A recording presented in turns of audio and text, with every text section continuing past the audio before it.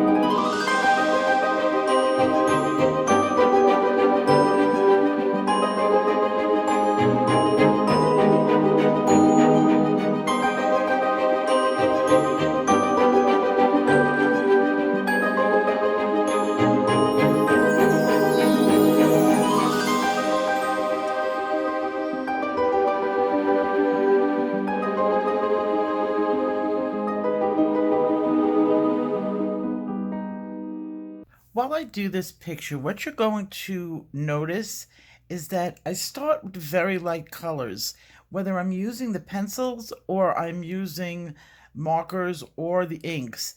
I always start with a very light undertone. This allows me to be able to have those light, bright colors peep up through darker colors. You don't want to start with your darker colors because you have nowhere to go from there.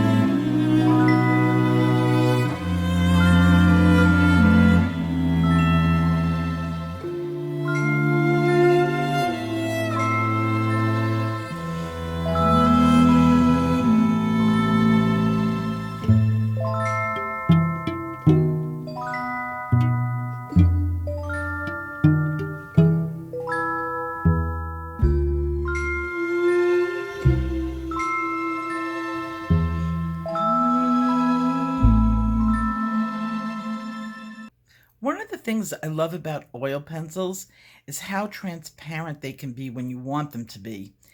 This allows you to bring out the bottom colors, and it's much different than the wax, which seems to blend each layer on top of each other. So you could be blending the bottom layer, and then 3 or 4 layers up, you could be actually still blending out that bottom layer. What I like about oil pencils is that once you put them down, that's where they're going to stay. Oil pencils take a little bit of time to get used to, but once you get used to it and get the flow going and realize how good they can bring layers forward that you've put underneath, you're going to fall in love with them. What I want you to do is notice in the picture, you can still see the light yellow undertone that I put on the paper originally, even when I went to the darker browns over those lighter undertones. You could see it in the fence, you could see it in the pumpkin, you could see it in the hat.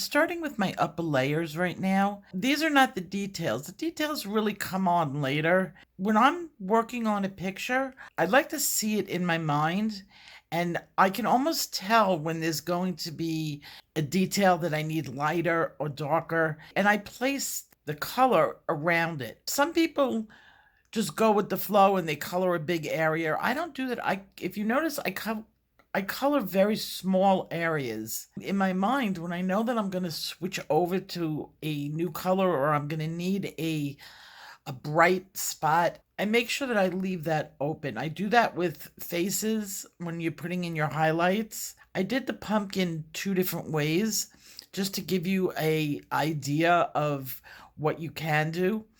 And because I have the lights where they are, it kind of looks like the pumpkin is illuminated from the inside, but then pushing through on the outside, like the skin is getting thin and you can see the light anyway. This is the magic of an oil pencil. It's a little bit more difficult to do with wax, but of course it's not impossible. But it's very easy to do this technique when it comes to oil pencils.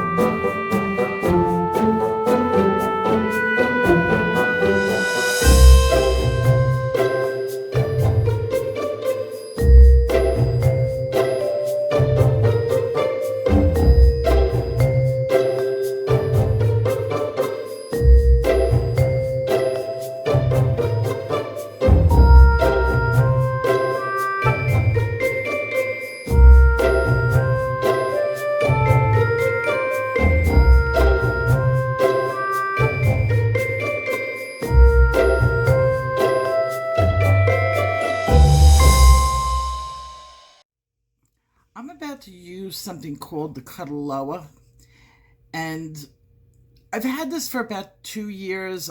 I've broken it out maybe 3 times, 4 times. To be honest, it's a really cool tool that's really expensive and a piece of junk at the same time. That's maybe why I don't use it all that often, because it's gonna die and I'm not gonna replace it. It's going for around $60, which is like ridiculous. This is a cheap little motor pen with a USB port at the back. But it's, I guess, the only one on the market that's like this. It has a little button for 2 speeds, when I can get it to go to the second speed. That is the first speed, and it's a dotting pen. Now, I just changed the ink in it, so it should work. Now, I have to be tethered to my computer. That's why it's like in an awkward place for filming, because it's got a really short cord, and it does not work off the computer. Like, you have to be plugged in for it to get any sort of power. It's not supposed to be like that. You're supposed to have a charge, and then you're supposed to be able to, you know, just charge it and go, but it never did that. I actually got my money back for this pen, and then they told me, I asked where should I ship it back to, and they told me to keep it, because I didn't buy it on Amazon. I bought it off their private website, or a private website. When it works, it's cool, which is not too often. So it's just something I have. It takes these little cartridges. I just changed it. This was from last year, and it wasn't inking very good, so I have a bunch of replacements. I just put it in because it'll probably die in now. It's not gonna, I don't even know if it's gonna work, but it does give a nice little textured look to what you're doing when it works. Now, if you apply any sort of real pressure to it, like down, it stops. You have to touch the paper right where, I mean, you have to hold it like right where the dotting tool hits the paper and no more down. Like, you can't, like, press any further. In theory, it's good. Like, it's a cool little item in theory. Weird that it feels like it's gonna stop working any second. So when I don't feel like dotting completely something, I'll break it out.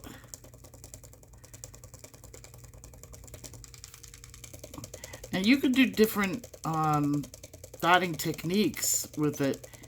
And I think the company knows that it sucks, because when I complained about it and wanted my money back, they just said, don't bother to keep it. So it's like, okay.